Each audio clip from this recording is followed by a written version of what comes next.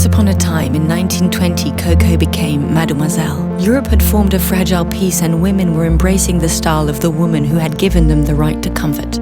Coco, who had just lost the love of her life, suppresses her sorrow in Venice, with Misia and José Maria Sert. Once upon a time there was Misia, the friend from Russia, faithful and formidable, a whimsical muse, friendly flatterer, inspiration to Proust, celebrated pianist and model for Toulouse-Lautrec, Renoir, Bonnard and Vuillard. Misia inspires Mademoiselle to fall in love with Italy and the ballet russe, and introduces her to her friends Cocteau, Stravinsky, Diaghilev, Ravel and Picasso. Once upon a time, a couturière was beloved by artists. She designs costumes for the theatrical presentations of Dulin and Cocteau, finances the Rite of Spring, houses Stravinsky and his family, helps Cocteau during his rehabilitation and discreetly arranges the burial of Diaghilev in Venice. Once upon a time there was a prosperous Russian, the Grand Duke Dmitri, refugee from the Great Bolshevik Revolution, a lover with a melancholy gaze. She's 8 years older than he.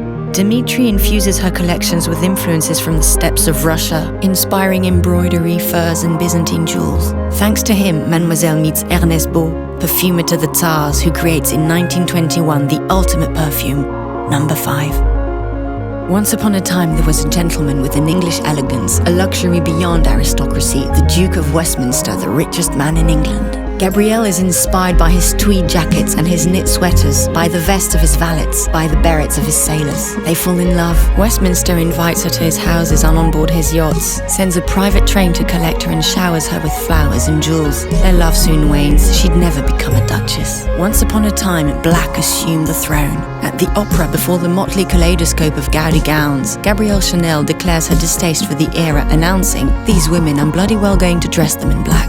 Formerly reserved for house servants or for mourning, black becomes the ultimate color and the key to her success. The little black dress is born.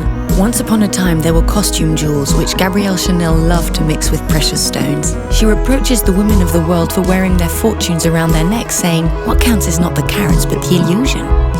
Once upon a time, a triumph. The whole world wants to wear Chanel, including Hollywood, but Gabrielle quickly moves beyond the caprices of the silver screen and returns to France, establishing herself at the Ritz. Once upon a time in 1936, a company's founder is faced with 4,000 workers on strike during the spring of the Popular Front. They dare to defy her. Mademoiselle, by nature so unyielding, gives in. Once upon a time, the Second World War was announced.